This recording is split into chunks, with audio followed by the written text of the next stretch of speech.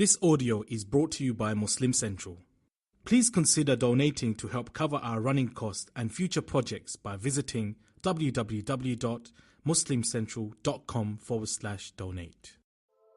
ربيع تبادى بهذه الصدور وعمر تنادى بها أحلى شعور وإخوان خير لهم غاية لختم الكتاب ونيل.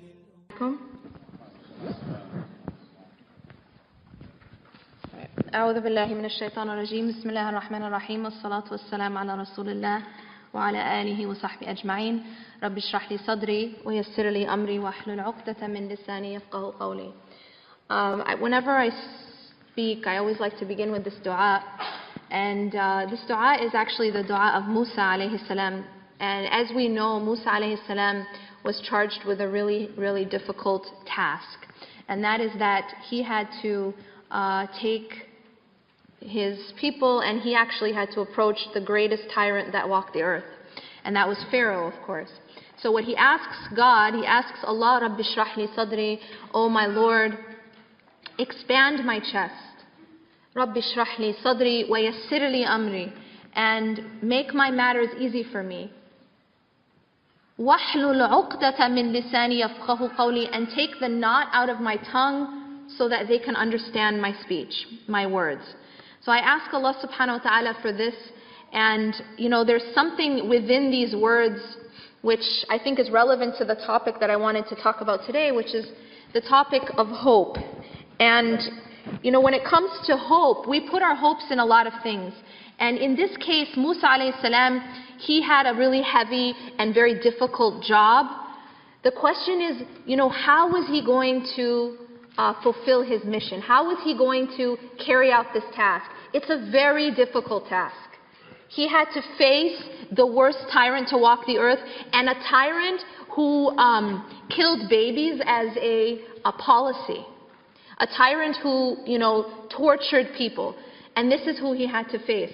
So he's asking God for that help. But when he's taking on this difficult task, where does he put his hope? This is a really important question, because we put our hopes in a lot of things. And the main reason why we end up falling, the reason why we end up becoming broken, the reason why we end up becoming disappointed is because it's like a person who's climbing, right? If you've ever seen, pictures of or videos of a mountain climber or someone who's climbing a cliff. And when you're climbing a cliff, there's something very important in that whole equation, and that's what? What's the most important part of, or what's the most important thing for someone who's climbing a cliff? Say it louder. The equipment, specifically what? What part of the equipment? It's basically the rope that's holding that person up, right?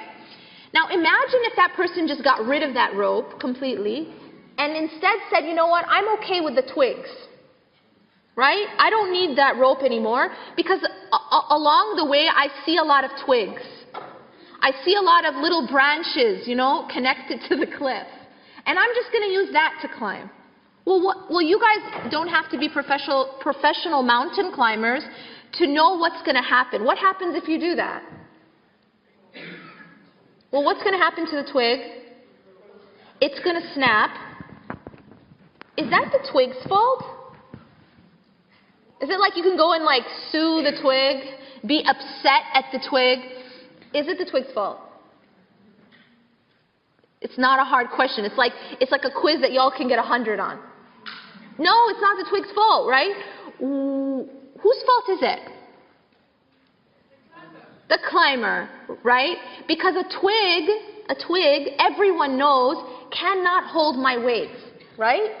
And if I'm going to hold on to a twig with all my weight, then I'm the one who's to blame, because it's not the nature of the twig, it's not the creation of the twig, it's not the purpose of the twig to hold me up. Do we agree?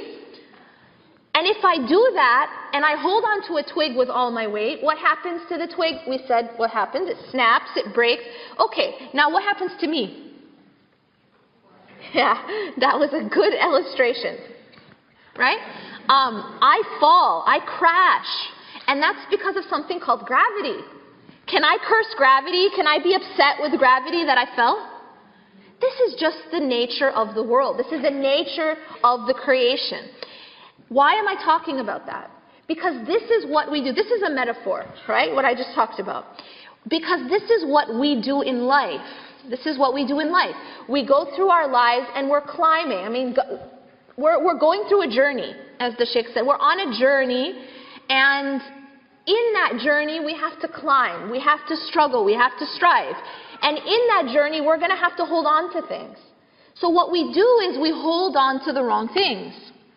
What we do is we put all of our weight, we put all of our hope, for example, in our money. In our money to keep us secure. And so long as I have that money, I feel like I'm secure. And if I lose that money, I feel insecure. We put our hopes in other people. We put our hopes in our efforts. We put our hopes, in our careers, in our degrees. And when we do that, we get to a point where it snaps and we become disappointed. We fall. But the problem is not, again, for example, if I'm going to put all of my hope and all of my dependence in another human being, now when that human being cannot hold my weight, for me to then blame that other human being is like me blaming the twig. Right? Because it's not the twig's fault. That's not the nature of a twig. You can't expect the twig to be something that it's not. And in this case, for me to expect a human being to be something that only Allah can be, that only God can be, is to expect it to be something that it was never created to be. So when I put my hope, now Allah then says, and in contrast to this whole scenario that I just described, Allah says in Surah Al-Baqarah that whoever disbelieves in Taghut, فَمَنْ يَكْفُرْ بِالطَّاغُوتِ وَيُؤْمِنْ بِاللَّهِ فَقَدْ اسْتَمْسَكَ بِالْعُرْوَةِ الْوُثْقَى لَا انْفِصَامَ لَهَا. That when a person truly believes, here's what they've done. They've held on to the trustworthy handhold that never breaks. So in contrast to these twigs, which is what people go through life doing, going from one twig to the next. And our false attachments, the things that we depend on, the things that we hold on to keep us up, right? To support us, to hold us. They change, as we go through life, they kind of evolve. See, shaitan will come through different doors depending on where we are. Shaitan doesn't got anything else to do. Right? You guys understand that, right? He's got only one job. Can you imagine if you only had one job? Like literally 24/7. If you want to understand ikhlas, study shaitan. Alright? Ikhlas is like complete, removal of any other purpose, any other intention except that one. To take us to hell. That's all he's got to do. That's all he has to do. And he's got a lot of practice. A lot of job training. So he's good at what he does, but he's not that good. But he does know what he's doing. Now, I'm telling you he knows what he's doing, but I am also going to tell you that he is also extremely weak. And even his plots and his plans are also extremely weak. But I'll tell you this, you see, shaitan, he said to Allah subhanahu wa ta'ala, when he was being removed from Jannah, and he was upset, it's interesting to know actually his response. Because when you look at what did shaitan do when he made a mistake, and what did Adam do when he made a mistake? You do know that when Allah gives us the story of both of them, and they're kind of put within the same context, the story, right? Adam was told not to eat from the tree, right? And what happened? What did he end up doing? Eating from the tree, right? Iblis was told to do what? To bow to Adam. And what did he do? He refused. Okay? So here you have Iblis who's being told to do something and he refuses. And you have Adam who's being told not to do something and he does it. We good? Let's look at what they did after.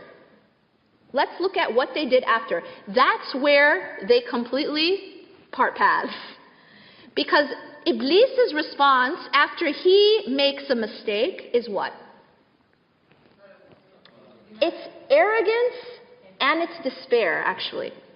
Because he says, first of all, what he does is he blames Allah for his mistake. Does this sound familiar? Do we ever do this? Like, blame other people for our mistakes? This is actually dates back to Iblis. This idea of nothing's my fault, right? And it's always someone else's fault. This is Iblis. Because Iblis, he made the mistake, but he says, because you have kicked me out, like blaming Allah, you know? Because you have kicked me out, here's what I'm going to do.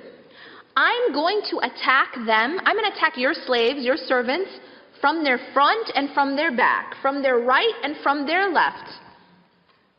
You know what he's vowing? You know what he's doing right there? He is promising to try to come in from any door he can to get us. All right? So he blames Allah. He doesn't humble himself. And what else does he not do? So, okay, let's go back to his mistake. What's his mistake? He didn't make sajda, yeah? So he's basically refusing to make one sajda. Can you imagine if we all went to hell for missing one sajda? Do you guys understand what that means? Like Fajr itself is how many sajdas? 4. 2 each rak'ah, right? So that would mean that if someone missed even one Fajr, they couldn't go to Jannah. Do you understand the issue here? It isn't just that he missed he refused to make sajda. Every single one of us has missed probably more than one sajda in our lifetime. And maybe even refused to make that. When someone's not Muslim, aren't they refusing just like he did? Aren't they actively refusing to make sajda? So wait, then what? What is it that he did wrong? He didn't repent. Because you know what? If every one of us were banned from Jannah for missing one sajda, who would be in Jannah exactly? Right? Fair enough? There is something called tawbah. There's something called istighfar. There's something called repentance. And that is what's saving us. It's not the fact that we're perfect. It's not the fact that we're never going to slip up. It's the fact that we have something from the mercy of Allah called repentance. And Iblis didn't use it. Iblis didn't humble himself, and he didn't have hope enough in Allah. He despaired, essentially, and instead he became a rebel against Allah. He rebelled instead of humbling himself and repenting. Now contrast that with Adam alayhi salam. What did Adam do after he ate from the tree? رَبَّنَا ظَلَمْنَا أَنفُسَنَا وَإِن لَمْ تَغْفِرْ لَنَا وَتَرْحَمْنَا لَنَكُونَنَّ مِنَ الْخَاسِرِينَ. Look at his response as compared to, because you've done this to me, you blaming Allah. Adam, on the other hand, alayhi salam, he says, our Lord, and notice this is very important. Our Lord, we have wronged our own selves. You notice he's not blaming anyone else? رَبَّنَا ظَلَمْنَا أَنفُسَنَا. Like, how easy would it be for him to blame shaitan at least? Right? I mean, shaitan is the one who deceived him. But he didn't even bring up shaitan. He's taking full responsibility. Because he knows that at the end of the day, he had free choice. Right? Even though shaitan deceived him, but he's taking full responsibility and saying, رَبَّنَا ظَلَمْنَا أَنفُسَنَا. I'm not going to blame anyone else. I'm going to take full responsibility. We did this to ourselves. We wronged ourselves. وَإِن لَمْ تَغْفِرْ لَنَا وَتَرْحَمْنَا لَنَكُونَنَّ مِنَ الْخَاسِرِينَ. And if you don't forgive us and have mercy on us, we will indeed be among the losers. You see, when you have that kind of response after you slip, what happened to Adam? He became a prophet. You understand? After slipping, he became a prophet. Do you understand how powerful that is? I mean, talk about redemption, right? Not only was he forgiven, he was given such an honor and such an honorable position. This was after the slip, guys, after. And that's the power of tawbah. I mean, that's the power of istighfar. That's the power of repenting and humbling yourself, is that Allah can honor you and raise you up even higher than before you committed the sin. Right? But look at the difference between Iblis and Adam. Iblis didn't have hope in that repentance. Iblis was arrogant. Iblis didn't repent. Adam had hope in Allah. Adam repented. Adam humbled himself. And Adam took full responsibility. That is hope in Allah subhanahu wa ta'ala. And Iblis doesn't want us to have that. Iblis, what he wants is for us, the moment we slip, to do what he did. Right? The moment we slip, which we will, like I said, we're human, not perfect. But when we slip, he wants us to do what he did, which was despair in the mercy of Allah. And to just give up. So that is why, when we mess up, he comes to us from the door of despair. And he says, look at you. You do X, Y, Z. And then you're going to go pray? You're such a hypocrite. Look at you. You do X, Y, Z and you're going to keep that hijab on? You're such a hypocrite. Go take it off. Who are you to walk around with hijab when you do these things? Just take it off. What is he really saying to you? He's saying give up. He's saying despair. He's saying you're not even worth this struggle. Just give up. You're worthless. And when he says to you, yeah, but you're just not good enough to put on the hijab. You know this idea that like hijab is only for angels? You know what I mean? It's like this weird concept that first you have to transform into an angel and grow wings and then put on the hijab. And so there's this idea, because there's that idea, we hold hijabis to like a superhuman standard compared to others. Like, she did that and she's a hijabi. Like, I didn't know that I became an angel once I put on the hijab. I'm still human. But there's this weird idea that hijab is something for angels. Hijab is like, it's like the crown you put on once you become perfect. And once you have that on, you better stay perfect. Right? That's just, listen, hijab is like salah, it's like saum, it's like fasting, it's like zakah. It's one of many other acts of worship. It doesn't mean that I'm perfect because I'm doing it. And no one is going to tell you, hey, the other weird thing we have about hijab is this. There's this weird concept that it's better to never wear hijab than to wear it and take it off. Where did that come from? It's like this made-up concept. When in fact the reason we feel that way is because of what people will say. That's the reason. So what people do is, and this is also, shaitan, like I said, every door he can find, he'll go, right? So he'll deceive you in these really strange kinds of ways. And one of them is, no, don't put on the hijab because you might take it off. Well, that's really weird. So basically, logically, you're telling me it's better to never wear it than to wear it and possibly take it off.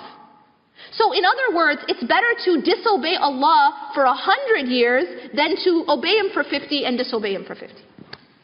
Does that make any logical sense? But he makes us believe it. Do you understand what I'm saying? So he's basically saying, you're going to fail, so don't even try. That's what he's saying. He wants us to believe that since we're not perfect, or since we can't be perfect, we might as well not even try. And Allah tells us the opposite. Allah rewards for effort. You know A for effort? Allah rewards us for effort. He's not asking us to be perfect. He's asking us to keep trying. He's saying, قُلْ يَا عِبَادِي الَّذِينَ أَصْرَفُوا عَلَى أَنفُسِهِمْ لَا تَقْنَطُوا مِنْ رَحْمَةِ اللَّهِ. He's addressing who in this ayah? This is an ayah in Surah Al-Zumar. Who is he addressing? He's not addressing the disbeliever. He's not addressing the hypocrite. He is addressing the believer. He's addressing the slave. He says, قُلْ يَا عِبَادِي, oh my slave. But wait a minute. But what comes after that seems to be a contradiction. Because he says, oh my slave who have, what? Wronged their own selves. In other words, he is addressing the sinning slave. Right? Yes or no? Which means, wait a minute, you mean even slaves of Allah sin? Right? We had this idea in our head that, no, slaves of Allah mean they never sin. Right? They're sinless. But no, Allah is addressing His slave and saying, who have wronged their own selves. They have sinned. And what does He say to those people? لا تقنطوا من رحمة الله. Do not despair of the mercy of Allah. This is the opposite message of shaitan. Anytime you start to feel like you should give up, you know that's shaitan. Allah will never, ever tell you to give up. Allah will never push you to give up. Allah will never close the door. The door of Allah is always open until when? Until the day you die, until the moment that you die. And that's when you no longer can repent. But until then, anytime you hear this voice in your head, literally a voice in your head, that tells you to give up, that tells you you're not good enough, that tells you you should stop trying, that you're a hypocrite, that you're this, that's shaitan. That's shaitan trying to make you do what he did, which was give up, and not continue to have that hope in Allah subhanahu wa ta'ala. What Allah wants from you is not perfection, but He wants you to keep trying. And when you slip, to get back up. To get back up and to go and to keep going. And to repent. Allah tells us that if we were not to sin and then repent, He would remove us from the earth and bring a people that would sin and repent. This is something Allah, not only does He forgive, get this, He loves to forgive. So it's actually a pleasure, it actually makes Allah pleased when we repent. It's not like, you know when you wrong someone and they come and apologize and you begrudgingly forgive? You know, like, fine. You know your sibling, they like punched you and then they came and said sorry and you're like, you know, you're like upset, like you're kind of begrudgingly forgiving. This is not Allah. Allah is high above any analogy. Allah actually loves that process. It pleases Him. And there's a hadith that talks about this. The example that's given is a man in the middle of the desert who has his entire livelihood on this camel. Alright? And all of a sudden the camel goes away. Like, just runs away. You know what this means for the man, right? Certain death. Okay? I mean, your food, your water, everything's gone. So he's going to die now. This is serious. But then he finds that same camel just coming back on its own. And the hadith says the joy that man feels, that's the analogy of the joy that Allah feels when one of His slaves repents, comes back. It's not just acceptance of that repentance, but it is actual joy. It actually pleases Allah. He becomes pleased. He loves to forgive. Doesn't just forgive, but He loves to forgive. So this is something we have to reject. This idea of, I'm not good enough. I'm too far away from Allah to come back. I'm not like those people in the masjid who are, perfect. I'm not part of that club, And sometimes people make us feel this way too. And may Allah, protect. But you have to keep focused and realize that this is Islam, that this path is not a path for perfect people. It's not a path for perfect people because there's no such thing. Perfect people don't exist. But it is a path for those who are striving to purify themselves. Striving to keep going even when they mess up. Striving to not lose hope. There's one of my favorite quotes of Ibn al-Qayyim, and he says that shaitan rejoiced when Adam was kicked out of Jannah. When Adam, not kicked out, but when Adam was taken out of Jannah and came to the earth. Shaitan rejoiced when Adam was taken out of paradise and taken down to the earth. But what he didn't realize was that the diver sinks to the bottom of the ocean, gathers pearls, and then rises again.